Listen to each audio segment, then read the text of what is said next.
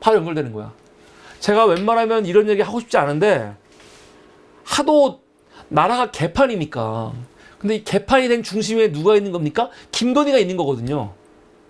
제가 그래서 윤석열을 위해서도 그렇고 진짜 좀 당정의 그 정상화를 위해서라도, 왜냐면 지금 김건희가 계속 지금 정당 이 국민의힘 관련해서도 막 개입하는 것 같으니까 이 문제를 해결하기 위해서 저는 정말 진지하게 윤석열한테 김건희와의 이혼을 제가 권합니다. 이혼이 필요해. 이혼. 제가 예전에도 한번 얘기를 했는데, 그리고 방송에서도 많은 사람들이 거의 진단반 농담반으로 이런 얘기 했잖아요. 김건희를 뭐 사가로 보내라, 아니면 해외로 보내라, 혹은 이혼해라, 이런 말 있었거든요. 근데 지금은 정말 진지하게 한번 생각을 해봐요. 진지하게. 이혼을.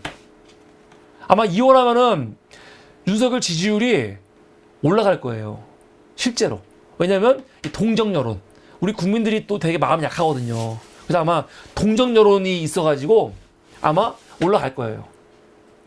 정말 이혼이 필요해. 그러면 현직 대통령이, 현직 총리가 이혼하는 게 불가능하냐? 불가능하지 않습니다. 실제로 이런 경우가 많이 있어요. 우선 뭐 2000년 이후에 있었던 이거 보면은 프랑스의 사르코지, 사르코지가 그의 부인이었던 세실리아하고 현직 대통령으로 있으면서 2007년도에 이혼했지요. 이혼했습니다. 그래서 프랑스 대통령으로서는 역대 최초로 이혼한 대통령이 됐어요. 현직에 있으면서. 사실은 나중에 한번 요 이야기만 정말 재밌는데, 사르코지하고 이 세실리아 이혼하게 된 이유라든가 그 이유 이야기 들으면 진짜 재밌어요. 재밌는데 사르코지도 이게 완전 남봉꾼이죠. 남봉꾼. 하여간 현직 대통령이 현직에 있으면서 이혼한 사례가 있다. 프랑스에서 있었고요. 그 이후에는요, 이탈리아에서도 실비오 베를루스코니 총리가 어떻게 했어요? 현직에 있으면서 그 부인이었던 베로니카 라리오하고 이혼을 했어요. 이혼을 왜 했냐? 이것도 진짜 개차반이죠. 18세 속옷 모델이 있었는데 그 속옷 모델 생일 파티에 참석해갖고 막 쇼걸 부르고 그런 짓거리 하다가 결국 이혼하게 된 건데, 이탈리아 총리였던 베를루스코니는 워낙 부자였거든요. 그래가지고 위자료가 매월 4억 3천만 원. 대박이죠. 그래서 현직 프랑스 대통령, 현직 이탈리아 총리도 현직에 있으면서 이혼을 했습니다. 근데 이때는 다 과실이 누구냐면 남편 쪽. 아마 역대 현직 총리나 대통령 중에 정말 가장 남봉꾼 중에 한 명은 영국의 존슨이죠. 야, 영국의 존슨도 진짜 엽기죠, 엽기. 나중에 진짜 특집으로 한번 정말 개차반 대통령 총리들 얘기를 하면 재밌을 것 같아요. 이 존슨 두 번째 부인이 누구냐면은 마리나 휠러죠. 두 번째 부인이야. 근데 마리나 휠러하고도 존슨이 현직 총리로 있으면서 이혼을 했어. 그런데 골 때리는 게 뭔지 아세요? 존슨은요, 이혼하기 전에 휠러하고 이미 별거 중이었거든요. 별거 중이었어. 그래서 총리가 됐을 때는 총리 관저에 누가 들어갔냐? 애인이 있었어요, 애인이.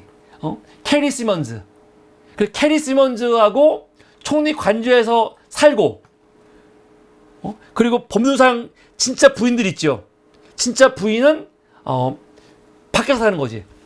그런데 문제는 총리 관저에서 동거녀랑 사는데 동거녀가 임신해갖고 애를 낳았어.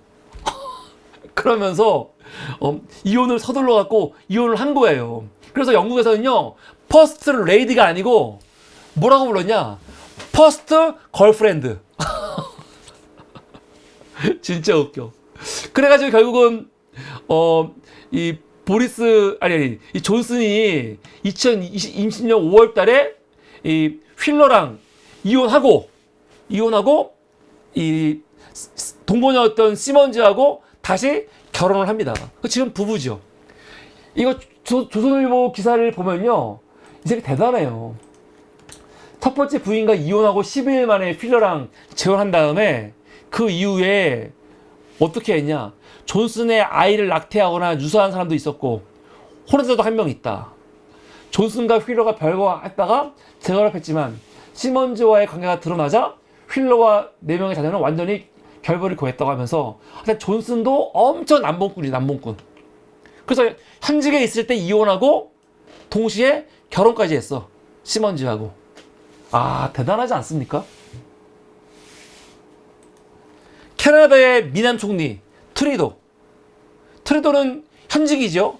앞에 설명들은 지금 다 이제 그만뒀고 트리도는 현직 캐나다 총리인데 이 트리도도 작년에 이혼했지요. 아내 소피하고 이혼을 했습니다. 그런데 뭐 두 사람 이혼 관련해 갖고는 특별하게 뭐 알려진 건 없고 그냥 깔끔하게 이혼을 한 것 같아요. 그래서 그때 본인이 뭐라고 했냐면 많은 의미 있고 어려운 대화를 나눈 뒤 우리는 이혼하기로 결정했다. 뭐 이유가 있겠지. 그래서 트리도도 이혼했어. 현직에 있으면서. 근데 트리도 같은 경우는 이건 그냥 여담인데 아버지가 굉장히 유명한 정치인이죠. 트리도가 정치인 집안이에요. 아버지가 캐나다에서 총리를 2번 했어. 2번. 총리를 2번 했던 사람이에요. 피에르 트리도. 근데 이 사람이 총리를 2번 했는데 처음엔 언제 했냐? 68년부터 79년까지. 야, 이게 몇 년입니까? 10년, 11년을 했어. 그리고 나서 중간에 잠깐 정권을 뺏겼지만 바로 또 80년부터 84년까지. 그냥 거의 68년부터 84년까지. 이게 몇 년이야, 이게. 16년. 16년. 보통 우리가 16년 통치하면 독재라고 하잖아요. 근데 이렇게 총리를 오랫동안 했어요. 근데 그 아버지도 현직에 있으면서 83년도에 이혼을 했죠. 아버지도. 이게 웃겨요. 아버지도 총리로 있으면서 현직에서 이혼을 했고 그 아들도 현직에 있으면서 이혼한 거 아닙니까? 그러니까 현직에 있다고 해서 이혼 못하는 게 아니에요. 그 아버지는 정치를 하면서 캐나다와 관련해 가지고 굉장히 유의미한 일들을 많이 했거든요. 유의미한 일들을 많이 했던 물론 뭐 과실이 다 있지만 그래도 평가가 나쁘지 않은 정치인입니다. 그래서 제가 드리고 싶은 말은 농담이 아니고